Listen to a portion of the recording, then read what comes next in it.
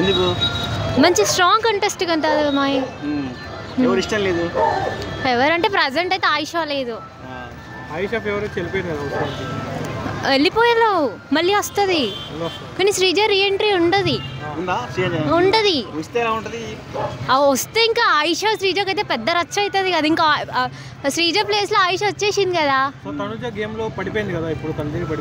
పడిపోయింది బట్ వస్తుంది. మొన్న నామినేషన్లు ఇచ్చి పడేసింది కదా, క్లాప్స్ తో 2 క్లాప్స్ అని చెప్పేసి.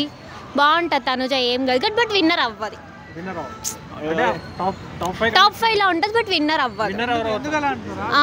ఇప్పుడు స్ట్రాంగ్ అయితే గౌరవ్ నిఖిల్ వాళ్ళు వచ్చారు కదా, వాళ్ళిద్దరి మధ్యలోనే విన్నింగ్ ఉంటుంది.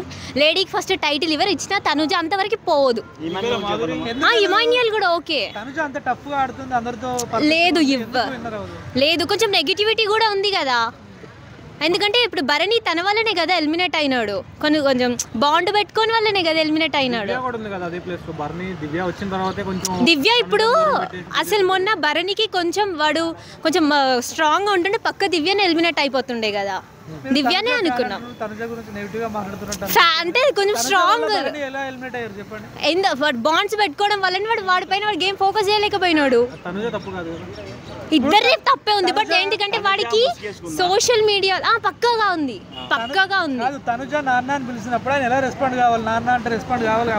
అవుతాడు బట్ అతనికి అర్థం కాలేదు అప్పుడు హౌస్ లో ఉన్నప్పుడు. ఇప్పుడు బయటకు వచ్చినాక అర్థమైంది కదా. దివ్వల మాదిరి ఫస్ట్ లో 1 వీకే పోతుంది అనుకున్నాం బట్ ఓకే. బట్ ఈ వీక్ చిట్టి పికిల్స్ పోతుంది. గేమ్ బట్ కొంచెం స్ట్రాంగ్ గానే ఉంది, ఫిజికల్ గా స్ట్రాంగ్ ఉంది బట్ మెంటల్ గా ఏం లేదు. వాళ్ళకి చెప్పడం డెమోన్ పవన్ కి శ్రీజకి ఎంత రితుకి ఎంత గొడవ పెట్టింది. వాళ్ళు బాగున్నారు ఫస్ట్. సరే వాళ్ళకి బాండ్ ఉండొచ్చు బట్ బయట కావాలని వాళ్ళ వల్లనే ఎంత స్ప్రెడ్ అయిపోయింది కదా. స్ట్రాంగ్ ప్లేయర్, ఫేవరెట్, కమిడియన్ లో బెటర్. లేదులే అంటే తనుజ మొన్న హైపరాది వచ్చి వెళ్ళిన తర్వాత తనుజని అందరూ టార్గెట్ చేశారు. అవును, మరి ఎలా తనుజ టార్గెట్ చేస్తే బరలా బయటికి వెళ్ళిపోవాల్సిందేనా? తనుజ వెళ్ళది, టాప్ 5 లో ఉంటది. లాస్ట్ ప్రియాంక జైన్ ఉంది కదా, అంతే, తర్వాతకి ఉంటది. ఏం కాదు, సంజనకి బాగుంది, ఏం కాదు. చిట్టి పికిల్స్ రమ్య చాలా నెగిటివిటీ వచ్చింది ఆమెకి. రావడమే గొడవలు స్టార్ట్ చేసింది కదా.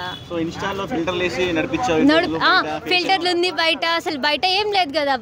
ఇన్స్టాలో మంచి మంచి ఫిల్టర్స్ వేసి నడిపించింది, బయట ఏమీ లేదు కదా. అంతే. సుమన్ శెట్టి గారు ఎలా ఆడుతున్నారు? ఏమనుకో, సుమన్ శెట్టి అంటే మామూలు ఉండదు బట్ విన్నర్ అవ్వడు అంతే. లేదు ఎవ్వరు అట్లా ఎట్లా ఇస్తారు, ఇవ్వరు. అంత స్ట్రాంగ్ కాదు ఆయన, మామూలు స్ట్రాంగ్ అంత స్ట్రాంగ్ కాదు కదా. ఇప్పుడు గౌరవ్ కి నిఖిల్ కి వీళ్ళ గేమ్స్ పెడితే సుమన్ శెట్టి పక్క పోతాడు. మొన్న గేమ్ అయింది కదా, ఒకవేళ సుమన్ శెట్టిని తీసుకుంటే పక్క అయిపోతుండే కదా. మరి నాకు తెలిసి నిఖిల్ నా ఫేవరెట్ కంటెస్ట్. నిఖిల్ గౌరవ్ వాళ్ళు స్ట్రాంగ్ ప్లేయర్స్. యాజ్ లైక్ ఏం అప్పుడు ఎవరికి తెలుగు వచ్చింది, ఏమైనా టాప్ 5 లోకి వెళ్ళినాడు. ఇప్పుడు స్ట్రాంగ్ ట్రై చేస్తున్నాడు కదా, ఇంకా ట్రై చేస్తున్నాడు కొంచెం కొంచెం. లవ్ ట్రాక్ నడిపిస్తుంది అంతే. రితు నడిపిస్తుంది కదా నిన్నటి నుండి, మళ్ళీ వెంట పడుతుంది కదా. బట్ డెమోన్ పవన్ కి ఇండైరెక్ట్ గా మొన్న ఇచ్చినాడు కదా రూమ్ లో, కొంచెం వాడు చేస్తున్నాడు బట్ రితు ముందుకు వెళ్తుంది. ఇంకా అది జస్ట్ లవ్ ట్రాకే అనుకుంటున్నా. రితు వెంట పడుతుంది. లాస్ట్ వాళ్ళ విష్ణుప్రియ ఫ్రెండ్స్ కదా, దానిలాగా ముందుకు పోతుంది. స్ట్రాంగ్ ప్లేయరే కానీ కొన్ని విషయాలలో దూల తీసుకుంటున్నాడు కావాలని.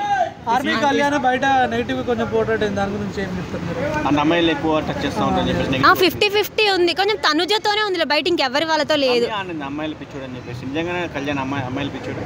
అంతేం లేదులే, వాడు ఏదో అట్లా స్ప్రెడ్ చేశారులే కానీ అంతేం లేదు. ఈ సీజన్ హైప్ లేకపోవడం వల్లనే రమ్యని మాధురిని తీసుకొచ్చారని చెప్పారు. వాళ్ళు వచ్చాక హైప్ వచ్చిందా? అదేం లేదు అసలు. మాధురి రమ్య వల్ల అసలు అది ఏమీ లేదు. ఆయిషా వల్ల కొంచెం ఫైర్ వచ్చింది, కాకపోతే ఏం కాదు ఉంటది. అది పంపి పోతే బిగ్ బాస్ ఇంట్రెస్ట్ ఉండదు ఇంకా. ఇస్తే బాగుంటది బట్ ఇవ్వదు కదా. వైల్డ్ కార్డ్ వస్తే శ్రీజ వస్తే మామూలుగా ఉండదు. శ్రీజ డివ్వల మాదిరి వర్సెస్ బాగుంటది కానీ ఇమాన్యుయల్ రైతు బిడ్డతో పోలుస్తున్నారు, కావాలని సెంటిమెంటల్ గేమ్ ఆడుతున్నారు.